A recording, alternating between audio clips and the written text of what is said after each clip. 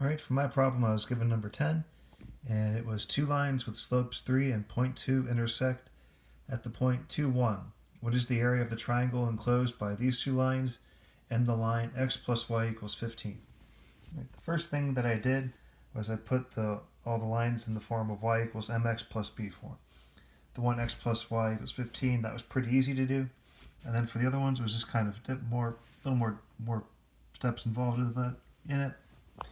First one I did was the point with the slope of 3, so its y is 1, slope of 3, and the x is 2, and just trying to find out what b is. For that, pretty simple algebra for b equals -5, we add it out, and point slope form for that line is y equals 3x minus 5. And on for the next point, simply for 1 is 0.2 times 2 plus b. And once again, just simple algebra, b equals 0.6. So that's the point slope form for the second line. Now for their one, I did was find out where each of those two lines intersect with the line y equals -x plus 15. So what I just did was had them both set equal to each other and then find out what the x is. So for that one, turns out pretty nicely for x equals 5. And then you take the 5 value, plug them back into both your equations, and seeing it's a good way to check that if you did it the right way, so they should have both the same y value. And they does. So the second point where they accept is at 5, 10. And then you do that for the second point slope form, set them equal to each other. That's again, get them down, you get the x value first, and then plug them back in to find the y value. So we have it. And again, plug them back in, same equations, make sure you get both with the same y value, so make sure you did everything right. And see, I did 12.3 from the second point as well too.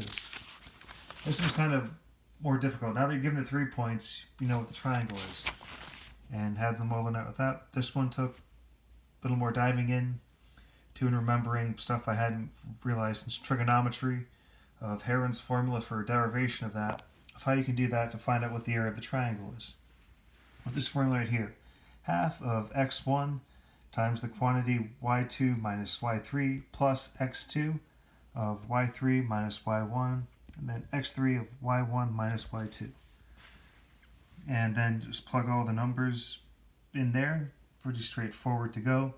However, when I had all of mine come out together, I found out that I had a negative answer. But areas can't be negative, so that became 84 and divided by 2 and 42. And 42 units squared is what I had for my answer. And that's how you can solve this problem number 10, where you're given the two lines through the 1 point, given their slopes, another line.